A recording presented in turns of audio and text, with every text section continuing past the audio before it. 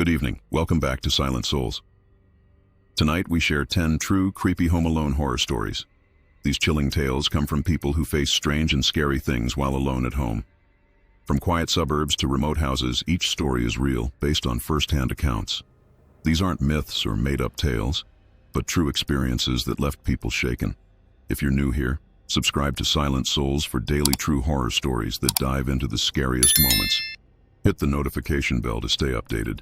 Now, lock the doors and listen closely as we explore the eerie world of being home alone, where every sound might hide something terrifying. My name's Dylan, and I'm 20, living in an old house in Lancaster, Pennsylvania, where the streets are lined with brick row houses and the air smells of damp leaves and Amish bakeries. Our place was a creaky Victorian, 3 stories with a steep gabled roof, peeling green paint, and an attic we never used, full of dusty boxes and cobwebs. My parents were teachers, often out for school events or grading late, and my younger sister, Ellie, was usually at her friend's house or dance practice. I was a junior at a local college, studying biology, and worked weekends at a coffee shop, spending my evenings cramming for exams or playing music through my earbuds. I loved having the house to myself, no one to bug me about dishes or turn down my tunes. But one foggy November night in 2025, when the air was thick with mist and the house groaned like it was alive, a rattling in the attic turned my quiet night into something I can't shake, something that still makes me avoid the upstairs when I'm alone. It was around 5 p.m. when I got home from a study session at the library, my backpack stuffed with textbooks and a half-eaten granola bar. The sky was a heavy gray, fog curling through the maples outside, and a chilly drizzle soaked my hoodie as I climbed the porch steps, my sneakers squelching. My parents had texted earlier, parent-teacher night, back by 10. Ellie's at dance, sandwiches in fridge. Lock up, Dylan. I pushed the front door open, the hinges creaking, and locked the deadbolt, the metal clicking sharply. The house smelled of old wood and Mom's cinnamon candles, a warm scent that clung to the air. The living room was cluttered, a sagging velvet couch, a coffee table piled with my notes, and floor lamp casting a soft glow. I dropped my backpack, the straps tangled, and headed to the kitchen for food. The kitchen was narrow, with cracked linoleum floors, a fridge that hummed too loud, and a window overlooking the backyard where the fog swallowed the neighbor's fence. I grabbed a turkey sandwich from the fridge, the bread slightly stale, and a can of soda, the fizz sharp as I cracked it open. I set my laptop on the counter, opening a study guide for a bio exam, and plugged in my earbuds, playing a chill indie playlist, the guitar strums soothing. The house was quiet, just the fridge's hum and the drizzle tapping the windows, a rhythm that matched my typing. By 5:30, I was at the dining table, a heavy oak thing scratched from years of use, scribbling notes on photosynthesis, the pencil scratching softly. Around 6 p.m., I heard a faint rattle from above, like a box shifting in the attic. I pulled out an earbud, the music fading, and listened. The rattle came again, slow and deliberate, like something rolling across the floorboards. I figured it was the house settling. Old places like ours always creaked. Or maybe a squirrel, common in the fall. I put the earbud back in, turning up the music, but the rattle returned, louder, now a series of thumps, like someone moving furniture. My heart picked up, a prickle of unease creeping up my spine. I set my pencil down, the sandwich half-eaten, and texted Mom. Heard something in the attic. You guys store anything up there lately? No reply, but the signal was fine. 3 bars. I stood, my chair scraping the floor, and headed to the hallway, where a pull-down ladder led to the attic, its trapdoor set in the ceiling. The rattle came again, now a steady rhythm, like coins in a jar. I grabbed a flashlight from the kitchen drawer, its beam strong but shaky, and pulled down the ladder, the springs groaning. The attic was dark, the air dusty and cold, smelling of mildew and old paper. I climbed up, the ladder creaking under my weight, and swept the flashlight across the space. Boxes, a broken chair, cobwebs glinting in the beam. Nothing moved, but the rattle stopped, the silence heavy, like the house was holding its breath. Back downstairs, I locked the trapdoor, my hands sweaty, and checked the front and back doors, both secure, the deadbolts firm.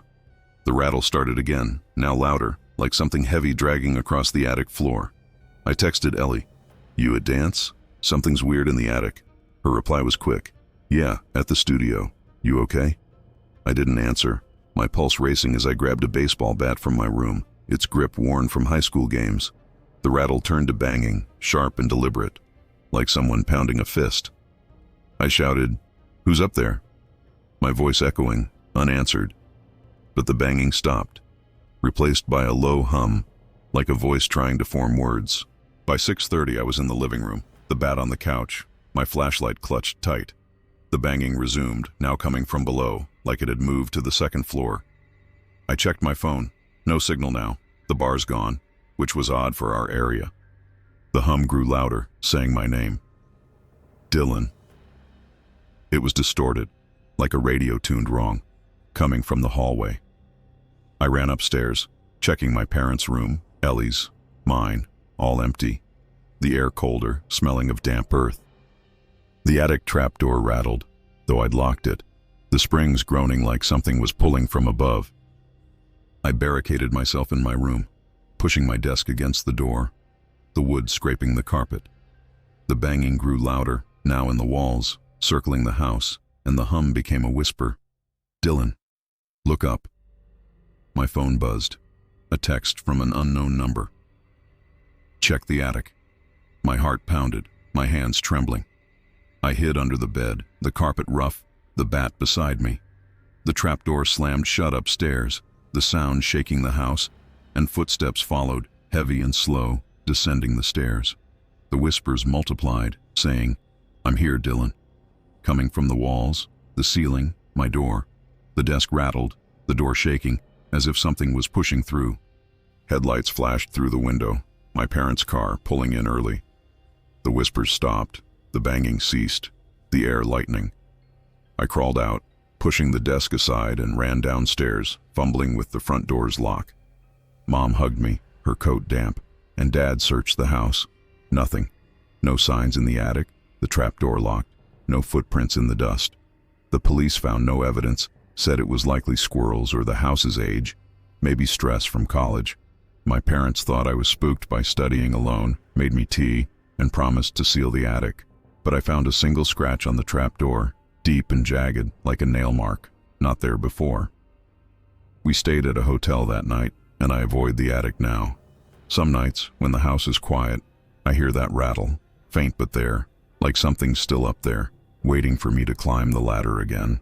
My name's Ben, and I'm 14, living in a small rural town called Willow Creek, Michigan, where the houses are spread out, surrounded by fields and dense woods that hum with crickets at night. Our place was a 2-story farmhouse, old and weathered, with peeling white paint, a creaky front porch, and a big backyard that bled into a cornfield. My parents were factory workers, often pulling evening shifts at a plant 30 minutes away, and my older sister Jenna was usually at her boyfriend's or cheer practice. I was in 8th grade, spending my nights playing video games or watching movies, loving the freedom of an empty house where I could crank the volume and eat junk food without Mom's lectures. But one cold February night in 2025, when the air smelled of snow and the woods were too quiet, a figure in the yard turned my chill evening into something I can't forget. Something that still makes me avoid looking out windows after dark. It was around 4:30 p.m. when I got home from school, my backpack heavy with a science textbook and a crumpled permission slip for a field trip. The sky was gray, heavy with clouds, and a bitter wind cut through my hoodie as I trudged up the gravel driveway, my sneakers crunching. My parents had left a note on the kitchen table. Evening shift, back by 10. Jenna's at practice. Pizza rolls in freezer. Lock the doors, Ben. I kicked off my shoes, the soles caked with mud, and turned the deadbolt on the front door, the lock clicking sharply. The house smelled of pine cleaner from Mom's weekend scrubbing, and the living room was cozy, with a sagging brown couch, a coffee table cluttered with my comic books, and a big TV against the wall. I grabbed a bag of chips from the pantry, the plastic crinkling, and headed to the living room to watch a superhero movie. By 5 p.m. I was sprawled on the couch, the TV blaring a fight scene, explosions and punches filling the room. The windows were dark, the fields outside swallowed by the dusk, only the porch light casting a weak glow over the backyard. I heated up some pizza rolls in the microwave, the appliance humming, and the smell of pepperoni and cheese wafted through the air. I ate straight from the plate, crumbs falling onto my hoodie, and scrolled through my phone, texting my friend Max about a new game level we were stuck on. The house was quiet, just the TV's noise and the occasional creak of the old beams settling, a sound I'd grown up with. Outside, the wind rattled the windows, carrying the sharp scent of snow and pine from the woods. Around 5:30, I paused the movie to grab a soda from the fridge, my socks sliding on the hardwood floor. As I passed the living room window, I glanced outside and froze. A figure stood in the yard, near the edge of the porch light's glow, motionless like a statue. It was tall, too tall for a kid, its shape vague in the dark, just a black silhouette against the cornfield. My heart skipped. Probably a neighbor, I thought, or maybe a deer standing weirdly upright. I squinted, pressing my face to the glass, but the figure didn't move, just stood there, facing the house. The wind died down, the silence heavy, and I felt a chill that wasn't from the cold. I backed away, grabbing my phone, and texted Mom. "Saw someone in the yard. You guys back early?" No reply, but the signal was fine, 2 bars out here in the sticks. I turned on the porch light, its beam stretching farther, but the figure was gone, the yard empty, just swaying corn stalks in the woods beyond. I shook it off, my pulse still racing, and restarted the movie, turning up the volume to drown out my nerves. But my eyes kept darting to the window, the glass reflecting the TV's glow, making every shadow outside look like it was moving. By 6 p.m., I was back on the couch, trying to focus on the movie, but the figure appeared again, closer now, just beyond the porch, still motionless. My stomach twisted. It wasn't a deer, too tall, too human-shaped, its head tilted like it was watching me. I grabbed a flashlight from the kitchen, its beam strong but shaky, and shone it through the window. The light caught nothing but grass and the edge of the cornfield. The figure gone again. I checked the front and back doors, both locked, the deadbolts firm. The windows were secure, the latches cold under my fingers. I texted Jenna. "You at practice? Saw something weird outside." Her reply was quick. "Yeah, at the gym. You okay?" I didn't answer, my hands trembling as I gripped the flashlight. The figure appeared a third time around 6:30, now at the porch's edge, its silhouette clearer, tall, thin, arms hanging limp, face obscured by darkness. My heart pounded, my mouth dry. I called out, "Get out of here!" My voice muffled by the glass. The figure didn't move, just stood there, its head tilting slowly.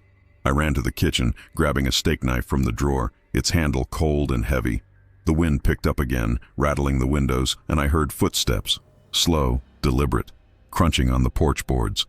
My phone buzzed, a text from an unknown number. "Look closer." I dropped it, the screen clattering on the counter, and backed into the living room, the knife shaking in my hand. By 7 p.m., I was in my bedroom upstairs, the door locked, the flashlight on my nightstand.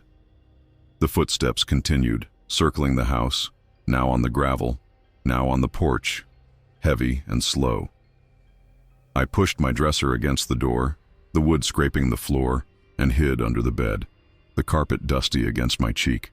The air was cold, my breath visible in the flashlight's beam, and a low hum started, like a voice trying to form words, coming from the walls. "Ben," it whispered, my name clear but distorted, like it was spoken through static. My phone buzzed again. I'm at the door. The footsteps stopped, replaced by a soft knock, 3 slow raps, on the front door downstairs. I stayed under the bed, the knife clutched tight, my heart hammering. The whispers grew louder, now multiple voices overlapping. "Ben, open it!" The knocks came again, harder, the doorframe creaking. The air felt heavy, like a storm was pressing down, and the hum became a laugh, soft and wrong, echoing from the walls. I checked my phone, no signal now, the bar's gone. The knocking moved to the back door, then the windows, circling the house, relentless. I saw a shadow pass my bedroom window, tall and thin, its outline flickering in the porch light's glow. My breath caught, my body frozen, as the whispers said, "Look, Ben, look." Headlights swept through the window, my parents' truck, pulling into the driveway. The knocking stopped, the whispers faded, the air lightening. I crawled out, pushing the dresser aside, and ran downstairs, fumbling with the front door's lock. Mom hugged me, her coat cold from the night, and Dad searched the house. Nothing. No footprints in the gravel, no marks on the doors, the yard empty.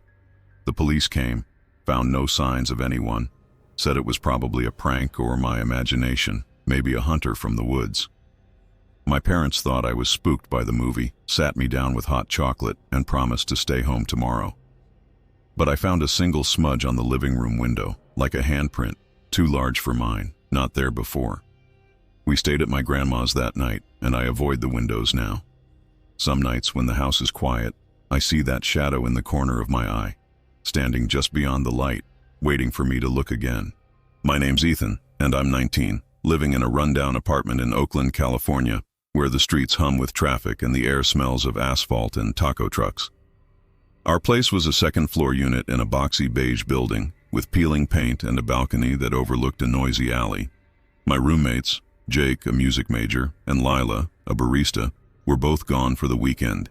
Jake at a gig in San Francisco, and Lila visiting her family in San Diego. I was a community college student, studying computer science, and worked part-time at a comic book store, spending my nights gaming or scrolling through forums. I loved having the apartment to myself, no one to fight over the TV or complain about my late-night snacks. But one warm September night in 2025, when the city buzzed outside and the apartment felt too quiet, a scratching sound on the wall turned my chill vibe into something I can't shake, something that still makes me check the locks twice. It was around 6 p.m. when I got home from the comic store, my backpack stuffed with a new graphic novel and a bag of chips from the corner store. The sky was a hazy orange, the sun sinking behind the Oakland hills, casting long shadows through the alley. I climbed the creaky metal stairs to our unit, my sneakers scuffing the concrete, and fumbled with my keys, the lock sticking as always. My roommates had texted earlier. "Jake here, gig in SF, back Sunday. Don't eat my leftovers." Lila's text was shorter. "With fam. See you Monday." I pushed the door open, the hinges groaning, and locked it behind me, the deadbolt clicking sharply. The apartment smelled of stale coffee and Jake's incense, a sandalwood scent that clung to the walls. I tossed my backpack onto the couch, a lumpy green thing we'd found on Craigslist, and headed to the kitchen to grab a drink. The kitchen was cramped with a chipped linoleum counter, a fridge that hummed too loud, and a window overlooking the alley where dumpsters glinted under streetlights. I grabbed a soda from the fridge, the door rattling, and popped it open, the fizz sharp against my fingers. I decided to make instant ramen, filling a pot with water and setting it on the stove, the burner clicking before the flame caught. While it heated, I plugged my phone into a speaker, blasting a lo-fi hip-hop playlist, the beats bouncing off the walls. The apartment was quiet otherwise, just the fridge's hum and the distant honk of cars outside. I leaned against the counter, scrolling through my phone, liking memes and texting my friend Ryan about a new game release. By 6:30, I was on the couch, slurping ramen from a bowl, the salty broth warming my hands. The living room was cluttered, Jake's guitar in the corner, Lila's sketchbooks on the coffee table, my Xbox hooked to the TV. I fired up a racing game, the controller vibrating as I sped through digital streets, the TV's glow lighting up the room. The windows were open, letting in a warm breeze that carried the alley's smell, trash and gasoline, mixed with the faint tang of rain from a storm brewing over the bay. I was deep into a race, my car skidding around a corner, when I heard it, a faint scratching, like nails dragging across wood, coming from the living room wall, the one we shared with the neighbor's apartment. I paused the game, the controller still in my hands, and listened. The scratching was soft, rhythmic, like someone was carving something.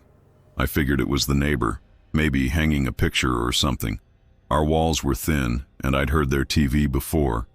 I unpaused the game, turning up the volume, but the scratching came again, louder.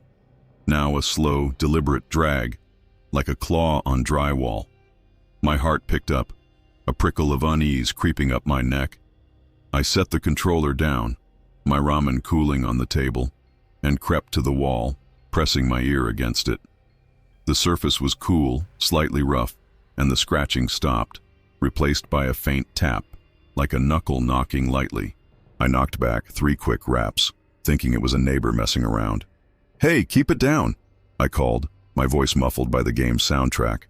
No response, just silence. Then the scratching resumed, faster, like it was answering me. My stomach twisted. I grabbed my phone, texting Jake. Heard weird scratching in the wall. You ever notice that? No reply. He was probably mid-set. I checked the apartment door, locked, the deadbolt firm. The windows were secure, the latches tight. The scratching moved, now coming from the hallway, near my bedroom, a long, slow drag that vibrated through the floor. By 7 p.m. I was in the hallway, my phone's flashlight casting a shaky beam.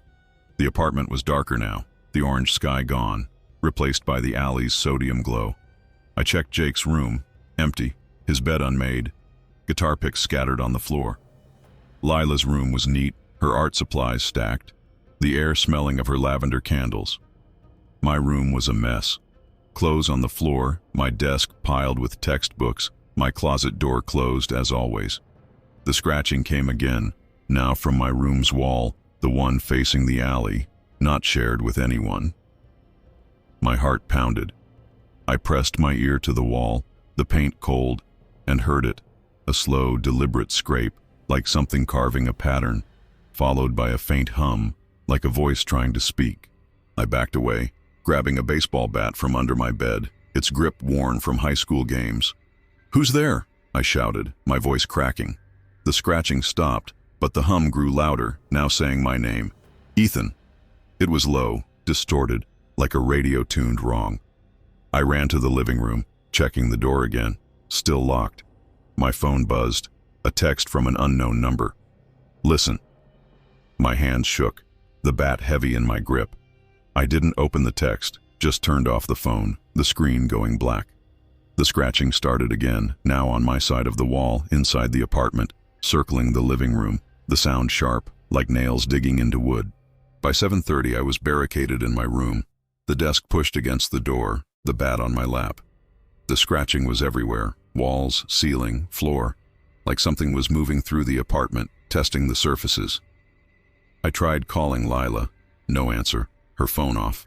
The signal was gone, my phone useless, which was weird for Oakland. The lights flickered, the room dimming, and the hum became a chorus, multiple voices whispering my name, overlapping. "Ethan, look." I checked the closet, shining the flashlight inside. Nothing, just clothes and boxes. But the air was colder, a faint smell of damp earth, like a basement after rain. The scratching formed patterns now, 3 short scrapes, a pause, 3 more, like a code. I hid under my bed, the carpet rough, the bat clutched tight. The whispers grew louder, saying, "Open the door, Ethan." Coming from the closet, the walls, everywhere. My phone buzzed again. "I'm here." The closet door creaked open, slow and deliberate, and a shadow moved inside, tall and blurry, like smoke with no source. I held my breath, my heart hammering, as the air grew heavy, my skin tingling. The desk rattled, the bedroom door shaking, as if something was pushing through. Headlights flashed through the window, Jake's car, back early from his gig. The whispers stopped, the shadow vanished, the air lightening. I crawled out, pushing the desk aside, and ran to the front door, fumbling with the lock. Jake grabbed me, his face pale as I babbled about the noises. He searched the apartment, nothing. No scratches, no open doors, the closet normal. The police found no signs of entry, said it was probably the neighbors or stress from school. My roommates thought I'd been spooked by the game, maybe the thin walls. But I found faint marks on my bedroom wall, thin and jagged, like scratches in a pattern, not there before. We moved out a month later, and I sleep with the lights on now. Some nights, when it's quiet, I hear that scratching, faint but there, like it's waiting for me to listen again. My name's Sophie, and I'm 16, living in a suburban neighborhood in Rochester, New York, where the streets are lined with old maples and 2-story houses with wraparound porches. Our place was a colonial, white with black shutters, the kind that creaks in the wind and smells faintly of pine from the trees out back. My parents were both nurses, often working odd hours or sneaking out for date nights, and my older sister, Claire, was away at college in Syracuse. I was a sophomore in high school, spending my evenings on homework or curled up with a book, loving the quiet when I had the house to myself. It meant I could blast my music or read without Mom asking me to set the table. But one chilly November night in 2024, when the air was sharp with frost and the house felt too big, a whisper from the hallway turned my safe space into something I can't explain, something that still makes my skin crawl when I'm alone. It was around 6 p.m. when I got home from school, my backpack heavy with textbooks and a half-finished history essay. The sky was already dark, the maples casting jagged shadows under the streetlights, and a cold wind rattled the windows. My parents had texted earlier. At a concert downtown, back by 11. Claire's at school. Leftovers in fridge. Lock up, Sophie. I kicked off my sneakers, the soles muddy from the wet lawn, and turned the deadbolt on the front door, the lock clicking sharply. The living room was cozy, with a worn plaid couch, a coffee table cluttered with my sketchbooks, and a fireplace we rarely used, its mantel lined with family photos. I grabbed a bowl of leftover mac and cheese from the fridge, the cheesy smell comforting, and heated it in the microwave, the appliance humming softly. By 6:30, I was in my bedroom, curled up on my bed under a fuzzy blanket, reading a mystery novel, the pages crinkled from being stuffed in my bag. My room was at the end of the hallway, past the bathroom and Claire's empty room, with a window overlooking the backyard, where the pine trees swayed in the wind. I had a lamp on, its warm glow casting soft shadows on the walls, painted pale blue and covered in Polaroids of my friends. The house was quiet, just the occasional creak of the floorboards and the faint whistle of wind through the window frame. I turned a page, the paper rustling, and sipped a glass of iced tea, the ice clinking against the glass, when I heard it. A faint whisper, like someone saying my name, coming from the hallway. I froze, my book slipping onto the blanket. The whisper was soft, barely audible, like a breath caught in the air. Sophie. I set the book down, my heart picking up, and listened. The house was silent again, the wind outside the only sound, rattling the pines. I figured it was my imagination. Reading mysteries always made me jumpy, or maybe the TV in the living room, left on by accident. I slipped off the bed, my socks silent on the carpet, and crept to the door, cracking it open. The hallway was dark, the light from my room spilling across the hardwood floor, but the living room was quiet, the TV off, its screen black. The whisper came again, clearer. Sophie. From somewhere down the hall, near the bathroom. My stomach twisted. I grabbed my phone from the nightstand, its screen glowing, and texted Mom. Heard something weird in the house? You guys back early? No reply, but the signal was fine, 3 bars. I turned on the hallway light, the bulb flickering before steadying, and stepped out, my breath shallow. The air felt colder, a draft coming from nowhere, carrying the faint smell of damp wood, like the attic after rain. I checked the living room, empty, the couch untouched, the front door locked. The back door, off the kitchen, was secure, its deadbolt firm. The whisper came again, now from Claire's room, soft but insistent. Sophie. I grabbed a flashlight from the kitchen drawer, its beam strong but shaky in my hand, and edged toward Claire's room, the door slightly ajar. I pushed it open, the hinges creaking, and shone the light inside.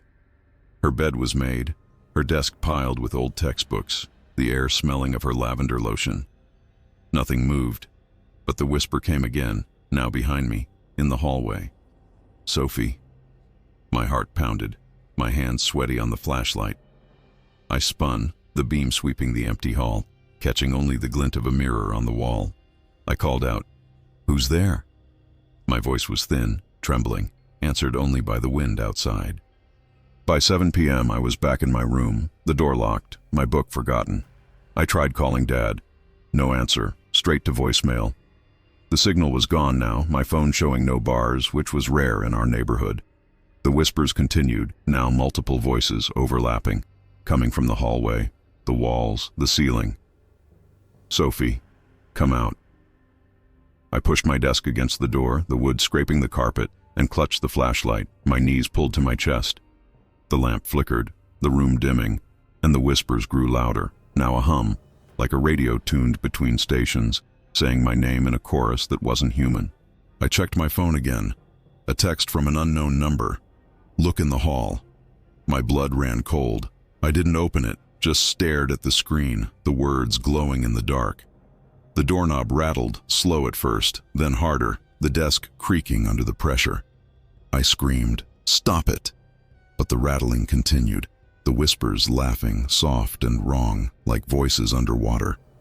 I slid under the bed, the carpet rough against my skin, the flashlight shaking in my hand. The air was heavy, my breath visible, the room colder than it should be.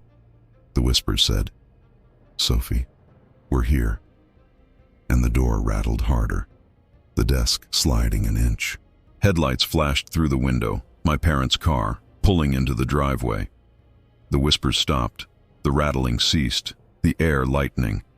I crawled out, pushing the desk aside, and ran to the front door, fumbling with the lock. Mom hugged me, her coat cold from the night air, and Dad searched the house. Nothing. No signs of entry. The doors locked, Claire's room untouched. The police came, found no footprints, no tampering, said it was likely the wind or my imagination, maybe stress from school. My parents thought I'd been spooked by my book, sat me down with hot cocoa, and promised to stay home the next night. But I found a single scratch on my doorframe, thin and deep, like a nail dragged across the wood. Not there before. We stayed with my aunt for a week, and I avoid being alone at night now. Some nights when the house is quiet, I hear that whisper, faint but there, like it's waiting for me to open the door again. My name's Lucas and I'm 18, living in a condo complex in St. Petersburg, Florida, where the air's always thick with salt and the hum of cicadas. Our place was a second-floor unit in a pastel pink building, 3 stories tall, with a balcony overlooking a courtyard of swaying palm trees and a communal pool that shimmered under the streetlights.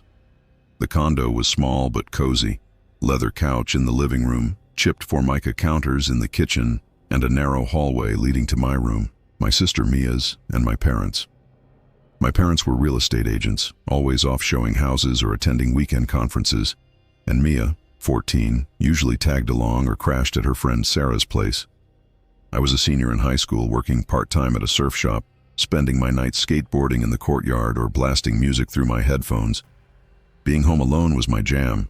No one to bug me about homework or dishes, just me, my playlists, and the rhythm of the city outside. But one muggy April night in 2025, when the palm trees swayed in a restless breeze and the condo felt too damn quiet, an open door turned my safe space into something I can't shake, no matter how hard I try. It was around 5 p.m. when I got home from the surf shop, my t-shirt soaked with sweat from biking through the humid streets, my backpack slung over one shoulder. The sky was heavy, clouds rolling in from the Gulf, their edges bruised purple, promising rain. I climbed the creaky wooden stairs to our unit, the railing sticky with salt air, and fumbled with my keys, the lock sticking as usual. My parents had left a voicemail that morning. Headed to a conference in Orlando, back Sunday night. Mia's with Sarah's family. Pizza money's on the counter. Lock up tight, Lucas. I pushed the door open, the hinges squeaking, and stepped into the living room, the air cool from the AC's steady hum. My sneakers squeaked on the tile floor as I dropped my backpack, its straps tangled and turned the deadbolt, the metal scraping into place with a satisfying thud. The condo smelled faintly of coffee and Mia's coconut shampoo, a familiar mix that always made the place feel like home. I headed to the kitchen, the formica counter cluttered with a stack of takeout menus and a half-empty bag of chips. A $20 bill sat under a magnet on the fridge, my parents' pizza money. I grabbed a can of soda from the fridge, the door rattling as it closed, and the cold metal hissed as I cracked it open, bubbles fizzing against my fingers. The kitchen window was open a crack, letting in a warm breeze that carried the scent of rain and palm fronds. mixed with the faint chlorine tang from the pool below. I decided to heat up some leftover pizza. Pepperoni, a little greasy but still good, sliding 2 slices onto a tray and setting the oven to 400. The appliance hummed to life, its coils glowing red through the glass door. While it preheated, I plugged my phone into a Bluetooth speaker on the counter, cranking a punk playlist, the bass thumping through the walls, vibrating the dishes in the sink. By 5:30, I was sprawled on the leather couch, the cushions creaking under my weight, scrolling through my phone while the TV played a skateboarding compilation on mute, clips of kickflips and grinds flickering across the screen. The living room was dimly lit, the overhead light off, just a floor lamp casting a warm glow over the coffee table, littered with my school books and a couple of empty soda cans. Outside, the courtyard was quiet, the pool's surface rippling in the breeze, the palm trees swaying like they were whispering to each other. I texted my friend Ryan about hitting the skate park tomorrow, my thumbs tapping the screen, the phone's glow reflecting off my glasses. The pizza's smell drifted in, garlic and cheese mixing with the humid air, and I got up to check the oven, my socks sliding on the tile. The oven timer beeped, shrill and insistent, making me flinch. I pulled out the tray, the heat blasting my face, and set the slices on a paper plate, the grease soaking through. I ate standing at the counter, scrolling through Instagram, the music still thumping, drowning out the faint hum of the AC and the distant rumble of thunder. By 6 p.m. the sky was dark, the clouds swallowing the last of the daylight, and the rain started, a soft patter against the windows. I turned up the music, the drums pounding in my chest, and settled back on the couch, my plate balanced on my lap. The condo felt peaceful, the kind of quiet where you can hear your own heartbeat. But it was mine, my space, and I leaned into it, savoring the freedom. Around 6:30, I headed to the bathroom to wash the grease off my hands, the hallway dark except for the spill of light from the living room. The floorboards creaked under my steps, a familiar sound in the old condo. As I passed the back door, near the kitchen leading to a small balcony overlooking the courtyard, I stopped. The door was ajar, just a crack, letting in a sliver of humid air that smelled of wet earth and salt. My heart skipped a beat. I'd locked it when I got home, checked it twice like always, especially with my parents gone. The deadbolt was still engaged, but the knob's lock was undone, the door slightly open, swaying in the breeze. My stomach tightened, a cold knot forming. Maybe I'd forgotten to double-check, or the lock was loose. Old buildings were like that, right? I pushed the door shut, the wood scraping the frame, and turned the knob's lock. The click loud in the quiet. I tested it, tugging hard. It held. The balcony outside was empty, just a plastic chair and a potted plant, the palm trees casting jagged shadows in the rain. I shook my head, muttering, "Get a grip, Lucas," and went back to the couch, turning the music louder to shake the unease. The punk track's guitar riffs filled the room, but my eyes kept darting to the hallway, the back door's outline barely visible in the dim light. I texted my parents. Back door was open a bit. "You guys forget something?" No reply, but the signal was fine. 4 bars. The rain picked up, drumming against the windows, and the AC kicked on, its hum deeper, like a low growl. By 7 p.m., I was back into my phone, replying to Ryan's texts about skate tricks. But the condo felt different, the air heavier, like the storm was pressing against the walls.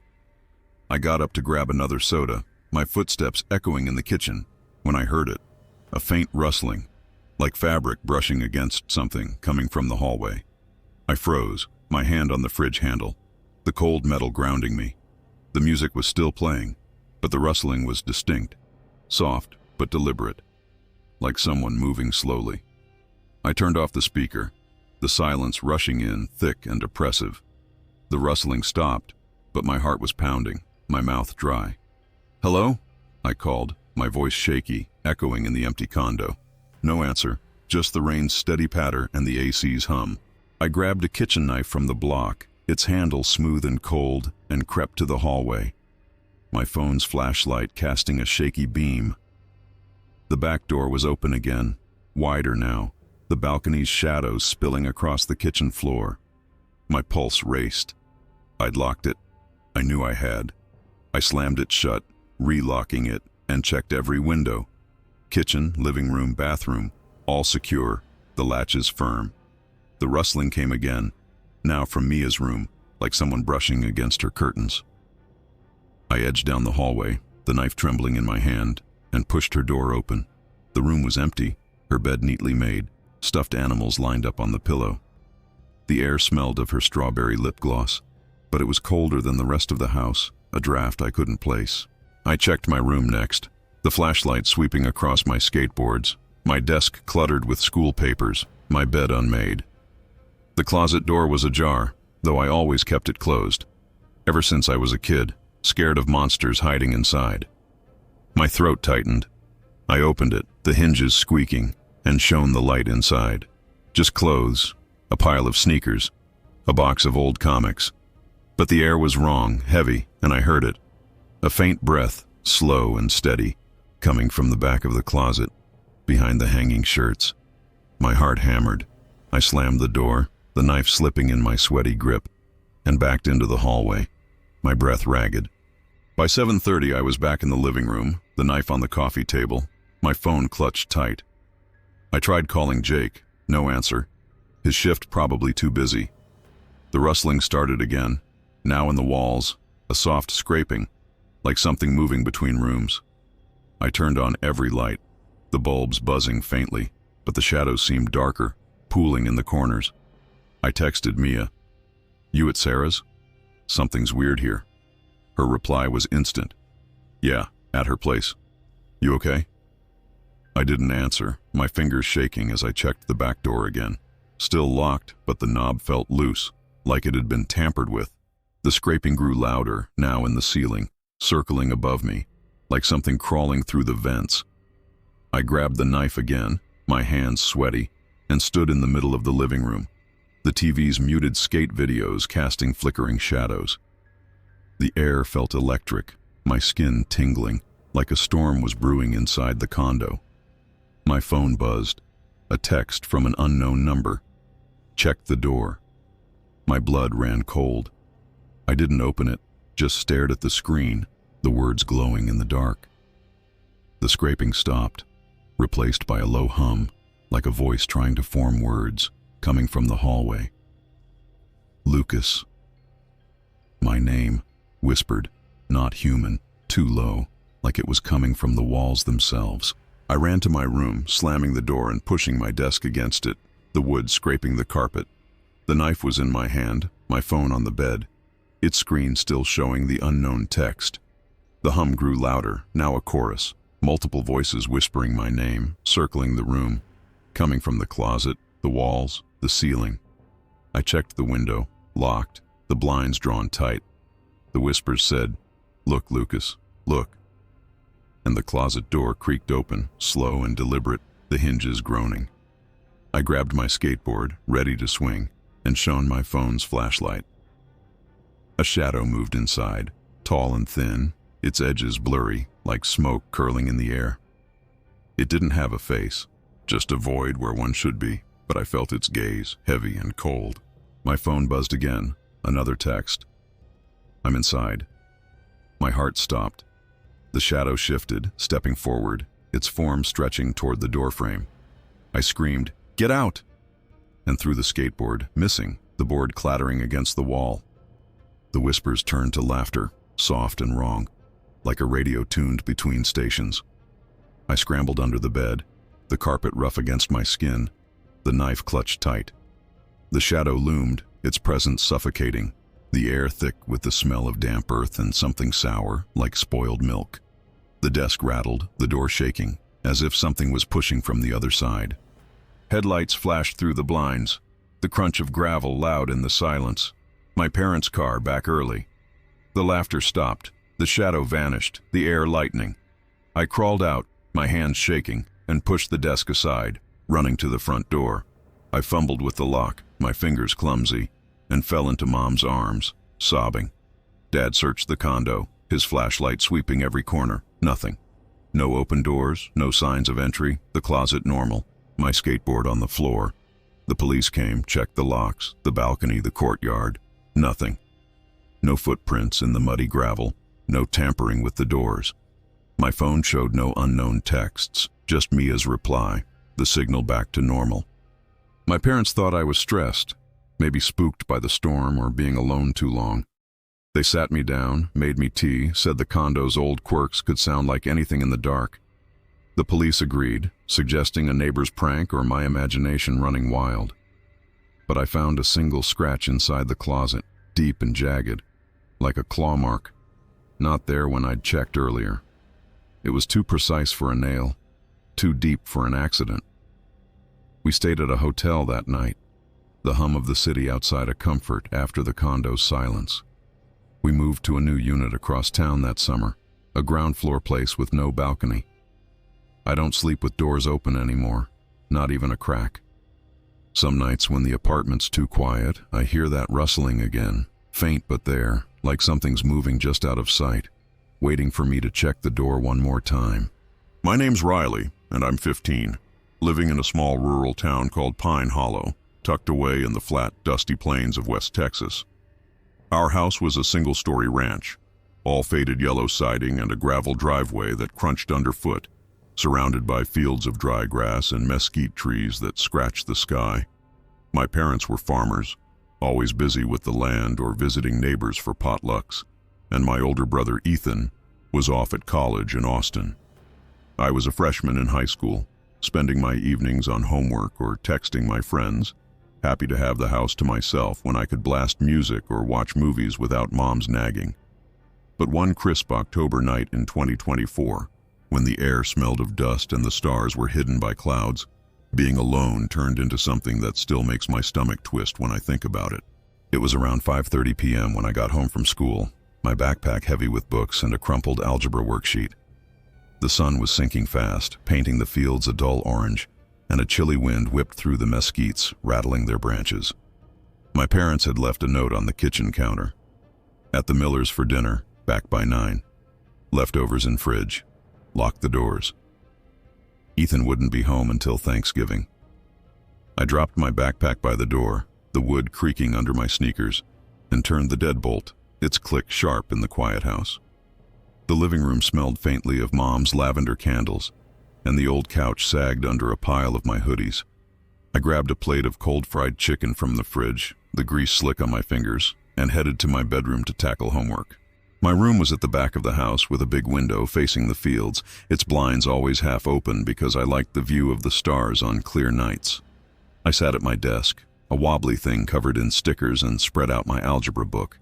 The pages crinkled from being stuffed in my bag. The house was quiet, just the hum of the fridge down the hall and the occasional groan of the pipes. I put on my headphones, playing a lo-fi playlist to focus, the soft beats mixing with the wind outside. By 6 p.m. the sky was dark, the field swallowed by shadows, and I was scribbling equations, my pencil scratching rhythmically. Around 6:30 I saw something move outside my window.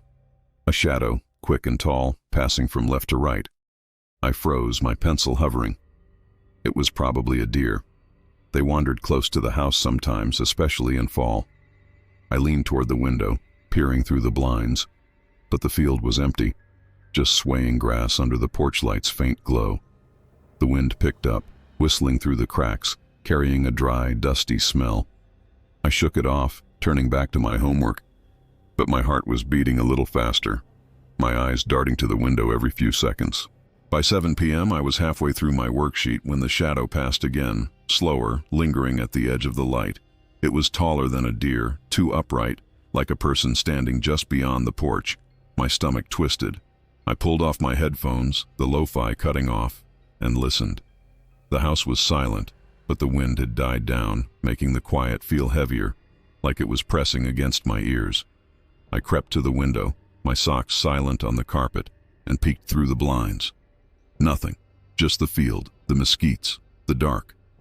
I closed the blinds tight, the plastic slats clattering, and checked my phone. I texted Mom. Saw something outside. You guys close? No reply, but the signal was spotty out here. A faint tap came from the window, sharp, like a fingernail on glass. I jumped, my phone slipping from my hand, clattering on the desk. The tap came again, then a third, slow and deliberate. My heart pounded, my mouth dry. I grabbed a flashlight from my drawer, its beam shaky as I aimed it at the window. The blinds blocked my view, but the tapping continued, now rhythmic. Tap, tap, tap, pause, tap, tap, tap. I backed toward my door, my hands trembling, and called out, "Who's there?" My voice was thin, swallowed by the room. No answer, just another tap, louder, like something testing the glass. I ran to the living room, grabbing a baseball bat Ethan had left behind, its grip sticky with old tape. I checked the front and back doors, both locked, the deadbolts firm. The tapping followed, now at the kitchen window, then the living room, circling the house. I turned on every light, the bulbs buzzing faintly, but the shadows outside seemed darker, thicker. My phone buzzed, a text from an unknown number. "Look outside." My blood ran cold. I didn't open it, just shoved the phone in my pocket and gripped the bat tighter.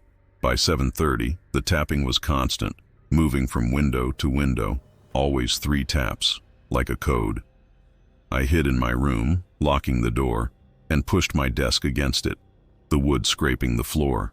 The tapping stopped, replaced by a low hum, like a voice trying to form words, coming from the window. I peeked through the blinds, my flashlight shaking, and saw it. A shadow, tall and thin, pressed against the glass, its outline blurry but humanoid. A hand appeared, pale and long-fingered, pressing flat against the window, the glass creaking under its weight. I screamed, dropping the flashlight, and scrambled under my bed, the carpet rough against my knees. The hum became my name. "Riley," whispered, not outside but inside, echoing from the walls. My phone buzzed again, another text. "I'm here." The room felt colder, my breath visible in the flashlight's glow, now rolling on the floor. The hand pressed harder, the glass groaning, and the whispers grew louder, circling me, saying, "Look, Riley, look." I clutched the bat, my heart hammering, and prayed for my parents' headlights. The door rattled, though I'd locked it, and the whispers turned to laughter, soft and wrong, like a recording played backward. Headlights flashed through the blinds, the crunch of gravel signaling my parents' truck. The laughter stopped. The hand vanished, the air lightening. I crawled out, shaking, and ran to the front door, fumbling with the lock. Mom hugged me. Dad searched the house. Nothing. No footprints in the gravel, no marks on the windows. The blinds undisturbed. The police came, found nothing, said it was probably a prank or my imagination, maybe a neighbor's shadow. My parents thought I was spooked by being alone, maybe stressed from school. But I found a single smudge on my window shaped like a fingerprint, too big to be mine. We stayed at a motel that night, and I avoid looking out windows now. Some nights, when the house is quiet, I hear those taps, faint but there, like something's still out there, waiting. My name's Emma, and I'm 22, living in a cramped one-bedroom apartment on the north side of Chicago, where the city hums with traffic and distant sirens even at night. The building was a brick walk-up, 3 stories, with creaky wooden stairs and a radiator that clanked like it was auditioning for a horror movie. My boyfriend Jake was a bartender, often working until 2 a.m. at a dive bar downtown, and my roommates from college had moved out a month ago, leaving me with the place to myself most nights. I was a graphic designer, freelancing from home, usually hunched over my laptop until my eyes burned. I didn't mind being alone. It gave me space to blast my playlists, binge Netflix, or scroll through design blogs without anyone complaining about my music. But one freezing January night in 2025, when the wind howled through the alley and the apartment felt too big, a phone call turned my safe space into something I can't explain. It was around 7 p.m. when I got home from a coffee shop meeting with a client, my scarf still wrapped tight against the Chicago chill. The apartment was dark, the radiator hissing as it fought the cold seeping through the old windows. Jake had texted earlier, "Late shift, home by 3, leftovers in fridge. Love ya." I kicked off my boots, the soles crusted with snow, and locked the deadbolt, the metal scraping as it slid into place. The living room was cozy but cluttered, my laptop on the coffee table, a pile of takeout menus, and a lumpy blue couch facing a small TV. I grabbed a container of pad thai from the fridge, the spicy smell filling the kitchen, and settled on the couch with a fork, flipping on the TV to some reality show about house flippers. The city outside was loud. Car horns, a neighbor's dog barking, the wind rattling the window panes.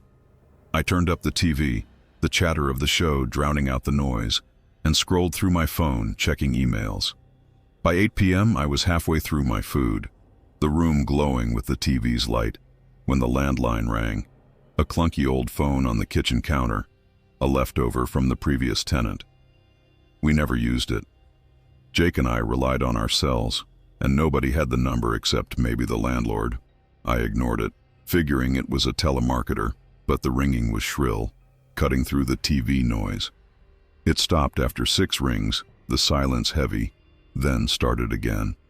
I groaned, setting my food down, and shuffled to the kitchen. The caller ID read City of Chicago, which was odd but not impossible, maybe a utility alert. I picked up saying, "Hello?" An automated voice started, something about a snow emergency, but it glitched, the word stuttering. Emma, Emma, stay inside. My name, in that robotic monotone. My heart skipped. I slammed the phone down, my hands shaking. It was probably a glitch, I told myself. Some weird AI mix-up. But my name? That wasn't right. I went back to the couch, turning the TV louder, but my eyes kept darting to the phone. 5 minutes later, it rang again, the same City of Chicago ID. I let it go to voicemail, but no message recorded, just silence, then a faint click, like someone hung up. I texted Jake. Weird call on the landline. You get anything? No reply, but he was probably busy at the bar. The wind howled outside, the windows rattling harder, and the radiator clanked, making me jump. I checked the apartment door, locked the chain in place. The phone rang again. This time I answered, my voice sharp. Who is this? No automated voice, just heavy breathing, slow and deliberate, like someone holding the receiver too close. I hung up, my pulse racing, and unplugged the phone, the cord dangling uselessly. The silence was worse, the TV's chatter now sounding hollow. I grabbed my cell, thinking to call Jake again, but it froze, the screen glitching with pixelated streaks.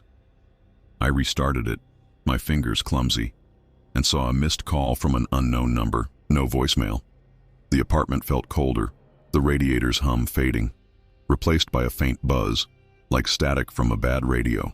By 9 p.m. I was pacing, the pad tie forgotten, the TV muted. The buzzing grew louder, now coming from the walls, a low hum that vibrated in my chest.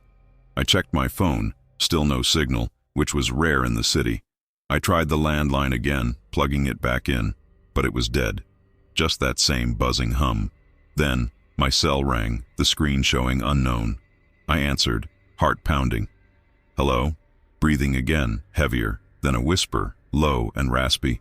You're at 1427 North Ashland, 3rd floor. My address. My blood ran cold. I hung up, my hands trembling, and threw the phone onto the couch. The whisper came again, not from the phone, but the walls, clear now. I'm outside, Emma. I ran to the window, peering through the blinds. The alley below was empty, just snow piling up under the streetlights. But the buzzing grew louder, now a voice, repeating my name, circling the apartment through the walls. I grabbed a kitchen knife, its handle cold, and checked every window, locked, the blinds drawn. The voice said, "Look out," and I spun, expecting someone behind me. Nothing, just the TV, now showing static despite being on a streaming app. I hid in the bathroom, the only room with a lock, and bolted the door, clutching the knife. The buzzing followed, now in the pipes, the voice whispering, "Open the door, Emma." The lights flickered, the air heavy, my breath visible. My phone buzzed again, another text from the unknown number. "I see you," I screamed, dropping the knife, and curled up in the corner, the tile freezing against my back. The whispers stopped, replaced by a soft knock on the apartment door. 3 slow raps. Headlights flashed through the bathroom window. Jake's car. The knocking stopped, the buzzing faded. I ran to the door, fumbling with the chain, and fell into his arms, sobbing. He searched the apartment. Nothing. No calls on the landline log, my phone showing normal signal, The police found no traces, said it was likely a prank call spoofing the city's number. Jake thought I was stressed, maybe heard the neighbors. But I found a scratch on the landline's receiver, shaped like a fingernail, not there before. I changed my number, but some nights, when the apartment's quiet, I hear that buzzing, like it's waiting for me to pick up again. My name's Noah, and I'm 17, living in a quiet suburb of Dayton, Ohio, where the streets are lined with tidy lawns and split-level houses like ours. Our place was a standard 1970s build, red brick, a slanted roof, and a big maple tree out front that dropped leaves all over the driveway. My parents were both middle school teachers, often out for date nights or grading papers late, and my younger sister Sophie was always at her friend's house for sleepovers. I was a junior, juggling school and a part-time job at a local pizza place, usually crashing on the couch with my PlayStation after homework. I liked being home alone. It meant no one bugging me to do chores or turn down my music. But one cold November night in 2024, when the air smelled of frost and the house was too damn quiet, being alone turned into something I'll never forget. It was around 6 p.m. when I got home from a shift at the pizza place, my hoodie still reeking of marinara sauce. The sky was already dark, the streetlights casting a pale glow through the fog that had rolled in from the nearby river. My parents had texted earlier. Date night at the movies, back by 10, Sophie's at Lily's, pizza in fridge. I kicked off my sneakers, the soles crusted with grease, and locked the front door, the deadbolt clicking sharply. The house was warm, the furnace humming in the basement, a familiar drone that always made the place feel alive. I grabbed a slice of leftover pepperoni from the fridge, the cheese congealed but edible, and headed to the living room to fire up my PlayStation. The living room was my domain, cluttered with Sophie's art supplies, a sagging gray couch, and a flat-screen TV on a rickety stand. I sprawled out, controller in hand, and started a new game, some zombie shooter that had me hooked. The house was quiet, just the hum of the furnace and the occasional creak of the floorboards settling. Outside, the wind rattled the windows, the maple tree's branches scraping the siding like fingers on a chalkboard. I turned up the TV volume, the gunfire and zombie groans drowning out the night. By 7 p.m., I was deep into the game, my pizza half-eaten on the coffee table, when I heard it, a faint thump from the basement, like a book falling off a shelf. I paused the game, my thumb hovering over the controller. The house was old, always making noises, pipes clanging, wood creaking, but this felt heavier, like a deliberate step. I waited, ears straining, but the silence stretched out, thick and heavy.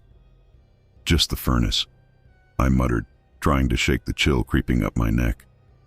I unpaused the game, but my focus was off, my eyes darting to the hallway where the basement door sat, a plain wooden slab with a brass knob. Another thump, softer but closer, like someone shifting their weight on the concrete floor below. My heart skipped. Nobody was home. Sophie was at Lily's, and my parents wouldn't be back for hours. I stood, grabbing my phone from the couch, and checked for texts. Nothing. I typed a quick message to Mom.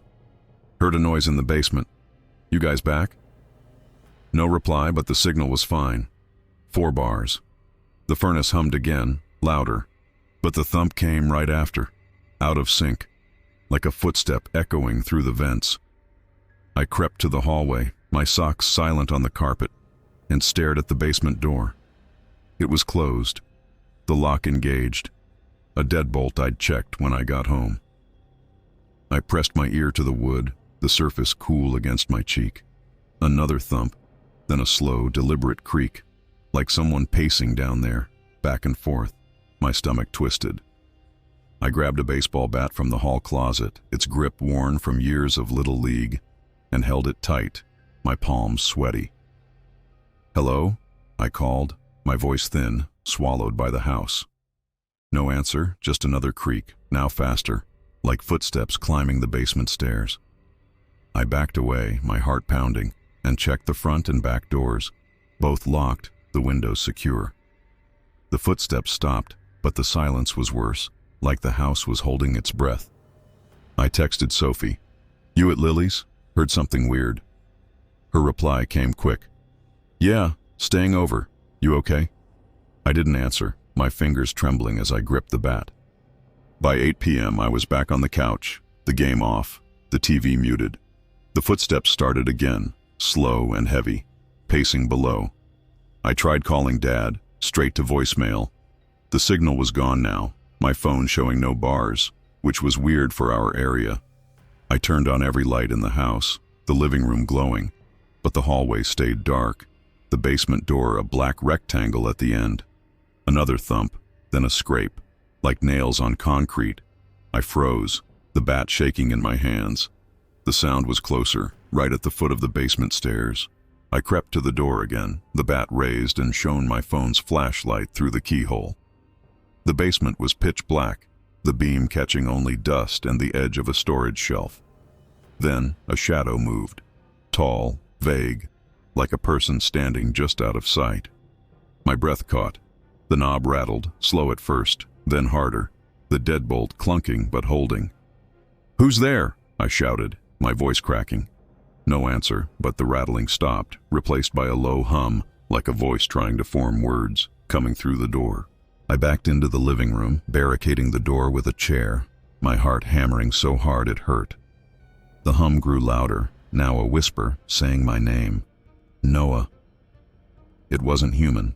Too low, too distorted, like it came from the walls themselves. My phone buzzed, a text from an unknown number. Look down. I dropped it, the screen clattering on the floor. The whispers multiplied, circling me, coming from the vents, the ceiling, the floor. I swung the bat at nothing, shouting, "Leave me alone!" The lights flickered, the room dimming, and the basement door creaked, the chair sliding slightly. I ran to the kitchen, grabbing a knife from the block, and hid behind the counter, my breath ragged. The whispers stopped, but the footsteps resumed, now on the main floor, slow and deliberate, circling the living room. I peeked over the counter. Nothing, just shadows. The air grew heavy, my skin tingling like a storm was brewing inside the house. Then headlights flashed through the window, my parents' car. The footsteps stopped, the air lightening. I ran outside, nearly tripping, and collapsed into Dad's arms, babbling about the noises. They searched the basement. Nothing. No footprints, no signs of entry. The door still locked. The police came, found nothing, said it was probably the furnace or my imagination. My parents thought I was stressed from school, maybe spooked by the game. But I found a single scratch on the basement door, too deep for a nail. Not there before. We stayed at a hotel that night, and I avoid the basement now. Some nights, when I'm alone, I hear those footsteps, faint but there, like they're waiting for me to open the door again. My name's Ava, and I'm 23, living in a small cabin just outside Bend, Oregon, where the air smells of pine and the nights are so quiet you can hear your own heartbeat. Our place was a single-story rental, all wood paneling and creaky floors, tucked in a clearing surrounded by dense forest, with a gravel road leading to the highway. My parents owned the cabin but spent most of their time in Portland, visiting my grandparents or working their office jobs, and my younger brother Owen usually tagged along with them. I was a freelance photographer, editing photos from home or hiking the nearby trails for shots of the mountains. I loved being alone in the cabin. It was my escape, a place to blast music, edit late into the night, or binge shows without anyone stealing the remote. But one rainy October night in 2025, when the forest was cloaked in fog and the cabin felt too isolated, a glitch on the TV turned my cozy retreat into something I can't explain, something that still makes me avoid screens in the dark. It was around 5 p.m. when I got back from a photo shoot in the Deschutes National Forest, my boots muddy from the trails, my camera bag slung over my shoulder. The sky was a heavy gray, rain pattering on the pine trees, and a thick fog rolled through the clearing, swallowing the road. My parents had called earlier. In Portland for the weekend, back Monday. Owen's with us. Groceries in fridge. Lock up, Ava. I kicked off my boots, the soles leaving dirt on the mat, and locked the front door, the deadbolt clicking sharply. The cabin smelled of cedar and damp earth, a scent that clung to everything.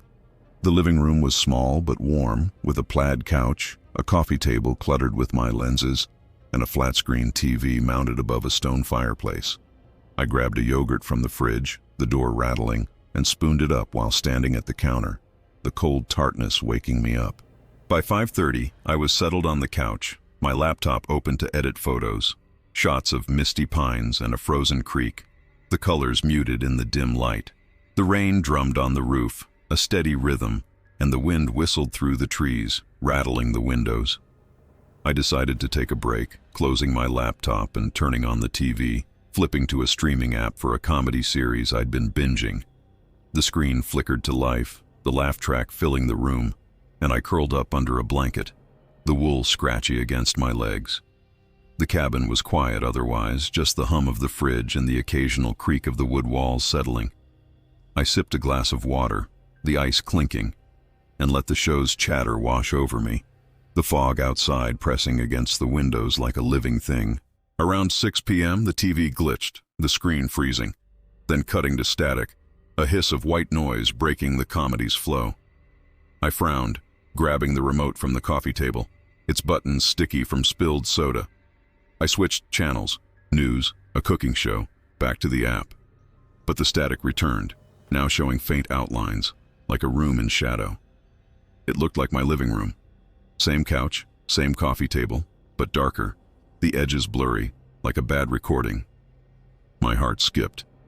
I turned off the TV, the screen going black, but it flicked back on, the static louder, the room on the screen clearer, with a faint figure standing in the corner, just out of focus. My stomach twisted. I unplugged the TV, the cord yanking free, but the screen stayed on, the figure moving closer, its shape tall and thin, face obscured. I backed away, my socks sliding on the hardwood, and grabbed my phone from the couch, texting my parents. TV's acting weird, showing some creepy stuff. You guys have issues with it? No reply, but the signal was spotty out here, one bar flickering. The static hissed, the figure now in the center of the screen, its head tilted, like it was looking at me. I ran to the kitchen, checking the front door, locked, the deadbolt firm. The windows were secure, the latches cold under my fingers. The rain pounded harder, the fog thicker, swallowing the porch light's glow. I heard a faint hum, like a voice, coming from the TV saying my name. Ava. It was low, distorted, like it was underwater. By 6:30, I was back in the living room, clutching a kitchen knife, its handle cold and smooth. I tried turning the TV off again, smashing the power button, but the screen stayed on, the static now a loop of the room, the figure moving toward the camera, its steps slow, deliberate. I yanked the plug again, but the screen glowed, the hum louder, now a whisper. Ava, look. I checked my phone. No signal now, the screen frozen. I texted Owen. Something's wrong with the TV. You at Grandma's? No response. The whispers grew, coming from the walls, the ceiling, circling the cabin, saying my name in a chorus that wasn't human. I ran to my bedroom, locking the door and pushing my dresser against it, the wood scraping the floor. The knife was in my hand, my flashlight on the bed, its beam shaking as I aimed it at the door. The whispers followed, now in the walls, a soft scratching accompanying them, like nails on wood. The air was cold, my breath visible, the cabin's warmth gone. My phone buzzed, a text from an unknown number. I'm in the room. My heart pounded, my hands trembling. I hid under the bed, the floor dusty, the knife clutched tight. The scratching grew louder, now on the bedroom door, and the whispers said, "Look, Ava, look."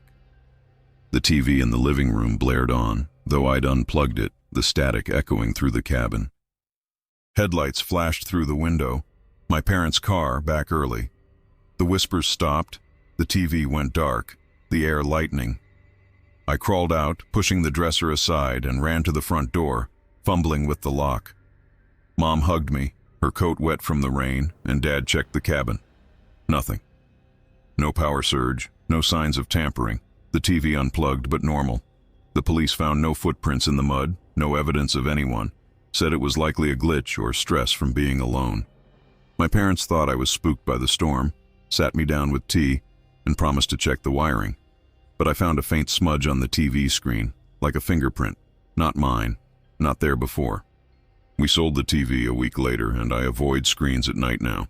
Some nights, when the cabin's quiet, I hear that static hum, like it's waiting for me to turn something on again.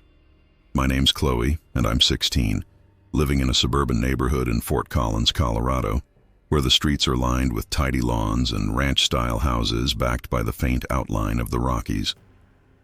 Our place was a single-story brick home, with a sloped roof, a small front porch, and a backyard that edged up to a dry creek bed. My parents were accountants, often stuck at late meetings or tax season crunch, and my older brother Liam was away at college in Denver. I was a junior in high school, spending my evenings on homework or scrolling through my phone, loving the quiet of an empty house where I could blast my playlists or snack without mom's rules. But one snowy January night in 2025, when the air was sharp with cold and the house felt too still, a phone call turned my cozy night into something I can't shake, something that still makes me jump when my phone rings. It was around 5 p.m. when I got home from school, my backpack heavy with a math textbook and a crumpled essay draft. The sky was a dull gray, snowflakes swirling under the streetlights, and a bitter wind stung my face as I trudged up the driveway, my boots crunching on fresh snow. My parents had texted earlier. Client meeting back by 9. Liam's at school. Pizza and freezer. Lock the doors, Chloe. I kicked off my boots, the soles leaving wet streaks on the entryway tile, and turned the deadbolt, the lock clicking sharply. The house smelled of lemon cleaner and the faint vanilla of Mom's diffuser, a warm scent that made the place feel safe. The living room was cozy, with a plush gray couch, a coffee table cluttered with my notebooks, and a big window overlooking the snowy backyard. I grabbed a granola bar from the kitchen, the wrapper crinkling, and headed to my room to start homework. My bedroom was down a short hallway, past the bathroom and Liam's empty room, with a window facing the creek bed, its blinds half open to let in the dim light. I dropped my backpack on the carpet, the zipper snagging, and sat at my desk, a wooden thing scratched from years of use. I opened my laptop, pulling up a history assignment, and plugged in my earbuds, playing a pop playlist, the beats soft but steady. The house was quiet, just the hum of the heater and the faint whistle of wind through the window frame. By 5:30, I was typing notes on the Civil War, my fingers tapping rhythmically, when my phone buzzed on the desk, the screen lighting up with an unknown number. I paused my music, the earbuds dangling, and stared at the phone. I didn't answer unknown calls, probably a spam bot, but it kept ringing, the vibration rattling the desk. I swiped to answer, saying, "Hello?" There was no voice, just heavy breathing, slow and deliberate, like someone holding the phone too close. My heart skipped. I hung up, my hands shaky, and set the phone down, telling myself it was a prank, maybe a classmate messing around. The heater kicked on, a low rumble, and I went back to my notes, but my eyes kept darting to the phone. It buzzed again, the same number, no name. I let it ring out, the sound shrill in the quiet room, and checked my texts. Nothing from Mom or Dad, but the signal was fine, 4 bars. By 6 p.m., I was back at my desk, the granola bar half eaten, when the phone rang a third time, the unknown number flashing. I answered, my voice sharp. "Who is this?" The breathing was louder, now with a faint whisper, my name. "Chloe." It was low, raspy, like it came through a bad connection. I hung up, my pulse racing, and blocked the number, my fingers clumsy on the screen. I texted Mom. "Got a weird call. You guys okay?" No reply. The wind howled outside, snow piling against the window, and the house felt colder, the heater's hum fading. The phone buzzed again, a new unknown number, and when I answered, the whisper was clearer. "Your room, blue walls, books on the desk." My stomach dropped. I dropped the phone, the screen clattering on the desk, and ran to the living room, checking the front door, locked, the deadbolt firm. The whisper came again, not from the phone but the walls, soft but clear. "Chloe, I'm close." I grabbed a kitchen knife, its handle cold, and checked every window. Kitchen, living room, my room. All secure, the latches tight. The phone rang again, the screen showing another unknown number. I didn't answer, but a voicemail appeared, the whisper hissing through the speaker. "Look outside, Chloe." My heart pounded. I peered through the living room blinds, the snow reflecting the porch light, and saw a shadow move across the backyard, tall and thin, near the creek bed. My breath caught. I backed away, the knife trembling in my hand, and hid in the bathroom, locking the door, the tile cold under my socks. By 6:30, I was crouched in the bathtub, the knife on the rim, my phone clutched tight. The whispers grew louder, coming from the walls, the ceiling, saying, "Chloe, open the door." The phone buzzed, a text from an unknown number. "I see you." My hands shook, the screen glowing in the dark. The heater was silent, the house freezing, my breath visible. I heard footsteps outside, crunching in the snow, circling the house, then a soft knock on the back door. 3 slow raps. The whispers turned to laughter, soft and wrong, like a recording played backward. I checked my phone. No signal now, the bar's gone. The knocking moved to the front door, then the windows, relentless, as the shadow passed my bathroom window, its outline blurry but human-shaped. Headlights flashed through the blinds, my parents' SUV pulling in early. The knocking stopped, the whispers faded, the air warming. I crawled out, unlocking the bathroom door, and ran to the front door, fumbling with the deadbolt. Mom hugged me, her coat snowy, and Dad searched the house. Nothing. No footprints in the snow, no call logs on my phone, the doors untouched. The police found no evidence, said it was likely a prank call or stress from school. My parents thought I was spooked by being alone, made me hot cocoa, and promised to stay home tomorrow. But I found a faint scratch on my phone's case, like a fingernail mark, not there before. I changed my number, and we stayed at a motel that night. I avoid answering calls now, and some nights, when the house is quiet, I hear that breathing, faint but there, like it's waiting for me to pick up again.